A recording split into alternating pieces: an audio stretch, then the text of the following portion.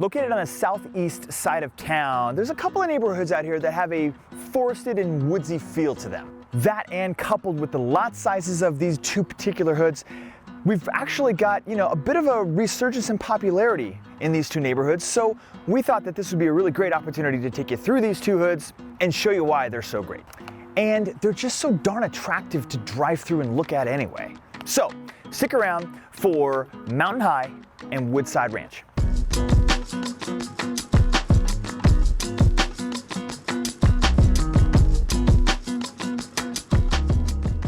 Okay, we're gonna get things kicked off with Mountain High. Now, Mountain High, first and foremost, is beautiful. It's actually one of the main reasons why I wanted to showcase this neighborhood. In fact, I think we were doing a tour in here in the spring, maybe it's more like June, and I just remember driving through this neighborhood, and we've been coming in here for years, but man, it is just gorgeous. Huge ponderosa pine trees everywhere. There's lush green grass rolling everywhere. It's just gorgeous. Now the lot sizes are a little larger in here, which is great. In fact, I spot checked roughly the last 30-ish homes just to get an idea of the lot sizes in here. And they ranged anywhere from about, 0.2 to a 0.63. So, fifth of an acre to a little over a half an acre. But it actually feels even bigger than that because in this neighborhood, there aren't any fences. So again, it's a big, wide open park-like setting with beautiful tall trees and manicured grass everywhere. Now there are about 275 homes in here, and they're split up into 3 villages or just areas, if you will. Willow Creek, Aspen Village, and Alpine Village. Now the neighborhood actually started back in 1987. Now that was a hot minute ago, folks. I was like 5. I'm too old for this. So construction varies a ton in this neighborhood, but from what I can tell, most of it was BYOB. I couldn't figure out any particular builder that built in here. So it was a bring your own builder kind of thing. Now, there were homes in here that were built in 1988, and there's homes that were built in here in 2002, but most of them were built between the 80s and 90s. CC&Rs in this neighborhood were recently updated back in 2020, which I'm kind of guessing and assuming that that means that the neighborhood was finally completely built out at 2020. Maybe like a lot was hanging around, but I don't really know that. I'm totally just guessing. Homes in here also range greatly in size as far as their square footage. There's homes in here that are in the 1,700 square foot range, and there's homes in here that are all the way up to like the 3,500 square foot range. Now, I don't think that there was ever technically a rule against 2-story homes, because there are some homes in here that have 2 stories, but most of the homes in here are actually single-story homes, which is great, and it's something that is sorely needed here in Bend. We just don't have enough single-story homes. And again, I did already mention that most of the homes in here are on much larger lot sizes than you would normally find here in the city. So let's talk amenities, because there is an HOA here. And it looks like the HOA fees run about 180 per month. Oh wait, that one says 180, but this one says 257, and that one says 312 per month. Well, there is an HOA.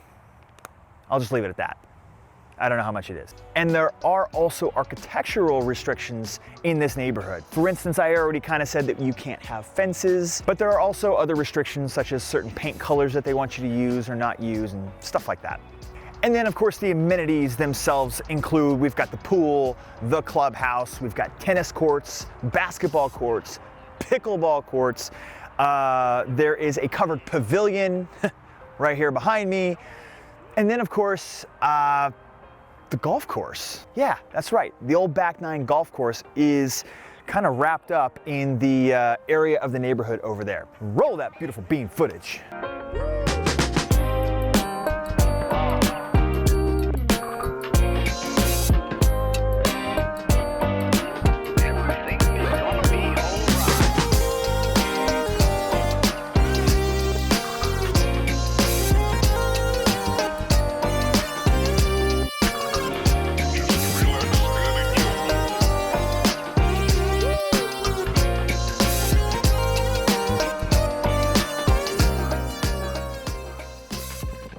So we've reached the point of the video where I ask, why are you watching? Are you considering moving to the area?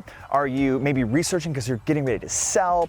Whatever the case is, my team and I would love to be your resource of choice. Our contact information is down below in the description of this video, but of course you can always just go to cromrealestate.com and find us. In either case, thanks for giving us your consideration, and on with the show.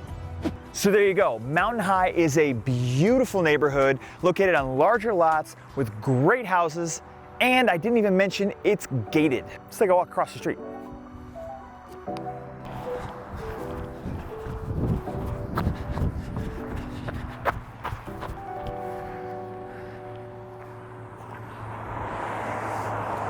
This one. Oh, this one. This one's even older. Woodside Ranch was originally platted back in 1972, and it's like the further back in time you go, the larger the lots are.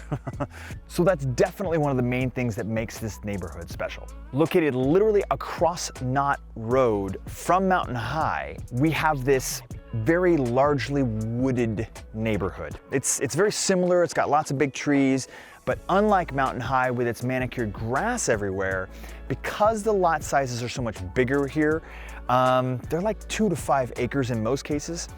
You're not gonna manicure 2 to 5 acres. So it's just mostly wild, it has a more wild feel to it, a more natural feel to it here in Woodside Ranch, which obviously has its own allure to it. I mean, who lives in Bend and doesn't love the great outdoors, right? Natural. If you don't, get out. You gotta love nature if you're gonna live in Bend. That's just the way it is. Okay, now there are roughly the same number of homes in Woodside Ranch as there were over in Mountain High. It's around 267-ish. But because the lot sizes are so much bigger, the land mass overall of the neighborhood is much, much larger. Another similarity between Woodside Ranch and Mountain High are the fact that, as far as I can tell, this was a BYOB neighborhood, meaning bring your own builder. So I looked over the past 30-ish sales, and there is a wide variety of different home styles, home types here in the neighborhood. Many of the homes in here are also much larger, around the 3,000 square foot range. However, there are some homes in here, as small as 1,800 square feet. They also range in age greatly. But for the most part, most of the homes in here range or were built between the 70s and the 90s. Now there are CC&Rs in here, and there does appear to be an HOA, but from what I can tell, I think it's like $50 a year. So it's not like it's expensive. And the greatest amenity here is that it's so natural. Yeah, it's great. There's also an abundance of wildlife because it's so wild that calls this area home as well. I'll never forget, we had clients in town, we were showing a house here in Woodside, and there were some deer that were kind of walking across the property, and the buyers absolutely flipped out. I mean, we see deer in town like every day, but depending on where you're from, obviously, it was a real treat for them. Hey, we are all done here, so thanks so much for joining us. We hope you got into a couple of really great neighborhoods. You learned a little bit more about these places. As always, if you need any help with real estate, we are here for you. That's actually why we are here for you, so go ahead and reach out. Also, be sure to subscribe and all that jazz. We will see you next week. Bye.